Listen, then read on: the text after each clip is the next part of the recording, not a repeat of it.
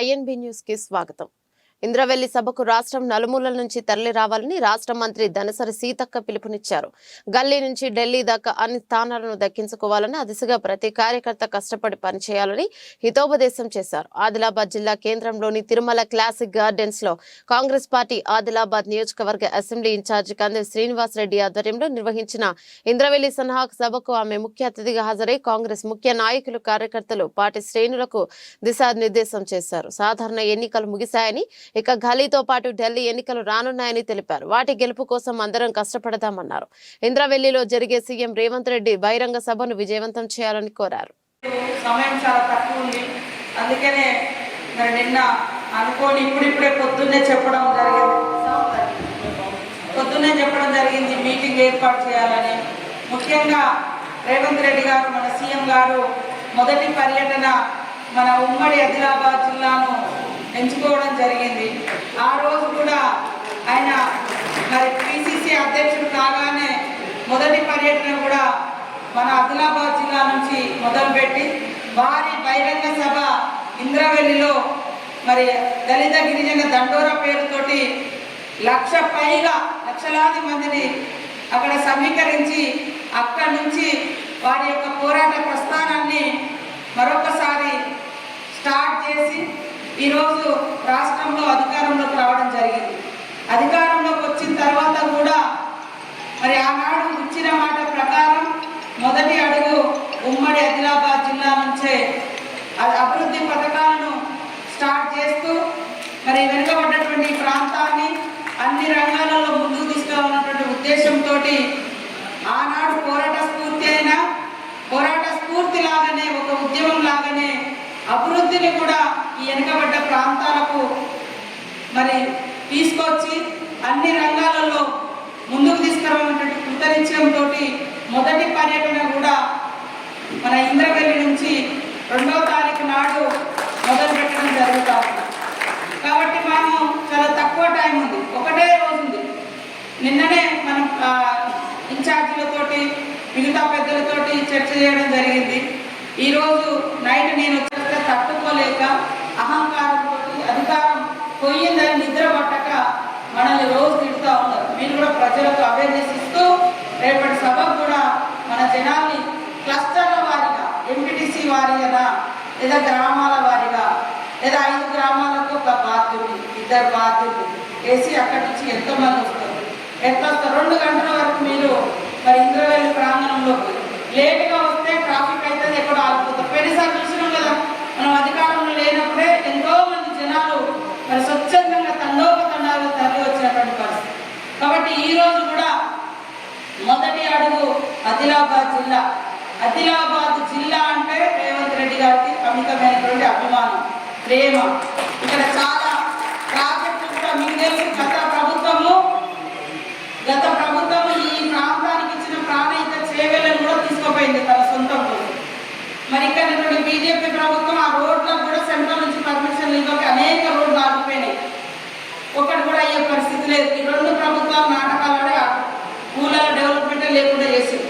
కనీసం అంగన్వాడీ కేంద్రాలు కూడా ఇయ్యలేదు 10 ఏళ్ళలో. ఇట్లాంటి ఎన్నో సమస్యలు ఉన్నాయి.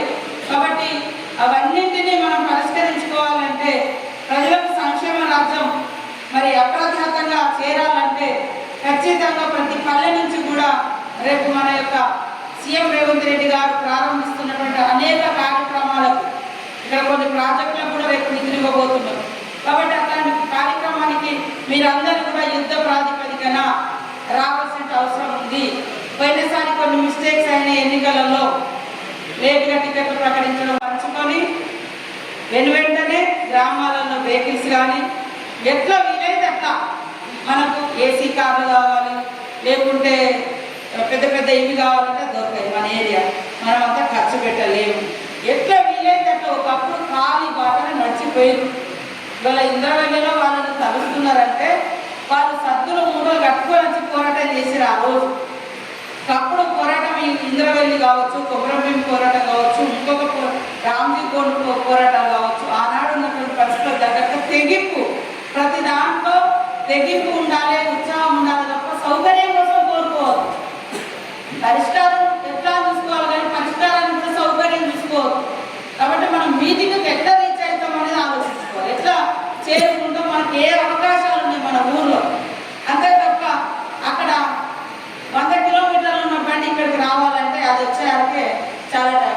మళ్ళీ దించి మళ్ళీ పోయి మళ్ళీ ఖర్చు అదంతా అదేదో పోయేటప్పుడు ఇంత ఛాయ్ నీళ్ళకు వాడుకుంటూ అయిపోతుంది, కొద్దిగా కష్టపడైనా పోయి. కానీ అక్కడి నుంచి ఆ బండ్లు ఈ బండ్లు వచ్చేసరికి వాటికే 1000 రూపాయలు ఖర్చు పెట్టాల్సి వస్తుంది. కాబట్టి మీరందరూ కూడా దయచేసి, నేను ఇప్పుడు మన జిల్లాకు ఇన్ఛార్జ్ మినిస్టర్గా ఉన్నా, మన ఉమ్మడి ఆదిలాబాద్ జిల్లాకు గవర్నమెంట్ పరంగా ఇన్ఛార్జ్ మినిస్టర్గా, పార్టీ పరంగా మన పార్లమెంట్కు ఇన్ఛార్జ్గా ఉంది. 2 నాకున్నాయి.